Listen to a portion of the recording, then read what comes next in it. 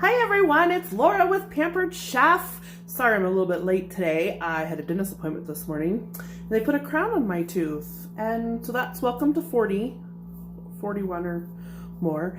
Not the crown that I envisioned in my life. I'm not gonna lie, kind of thought I needed something up here. Anyway, I wanted to show you something that has completely changed how I cook salmon. Now we're not huge fish eaters. We love salmon, and I actually have some cod in the freezer, so I am up to trying new things. But of course we like lobster, but who doesn't? So anyway, I'm going to show you how to do a simple brine. So brining will change how you cook your fish, okay? A lot of people talk about brining a turkey during Thanksgiving time. And so there's tons of flavor and it's a salt mixture, and it adds a lot of flavor, but it also adds a lot of moisture. And so with the salmon, we're actually going to do, I did a salt sugar brine.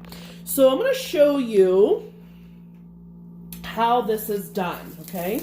So basically I just did salt and sugar. I mean, that's it.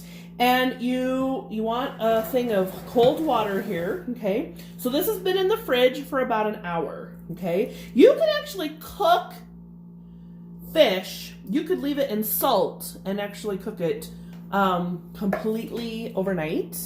Actually, you can leave it in there for like 3 days. You just bury it in kosher salt, and it's lox. So if you've ever had bagels with lox and cream cheese, my dad was a New Yorker, and he loved lox on his bagels. And that's what it is basically you're just cooking with salt. Well, we're not quite doing that. So you'll see all the salt and sugar on here, okay? So what we do is we take it and we're simply going to submerge it, and we're going to rinse that off. I did not grab a plate. We're gonna put it right back in there. And what this does, again, this gives a great moisture, and then I'll pat these dry before I cook them, okay? So you want to remove this, okay? And then what we're gonna do, and I'll do the rest of them, is, okay, so we don't want it, we're just gonna pat it dry. They're a delicate. Now you can do this with chicken. You can brine any meat, to be honest with you. Some of it doesn't need it. This is worth the time, you guys. This doesn't take long. You simply put it in a bowl with the salt and sugar, put it in the fridge. It does not take very long, okay? And then I'm going to use dill mix. This is one of my favorites for salmon. I even love it in my eggs. But dill, it adds such a good flavor. And it just is super, super yummy, okay? So, again, we take this, and you'll see a lot of moisture at the bottom, okay? So we don't need that.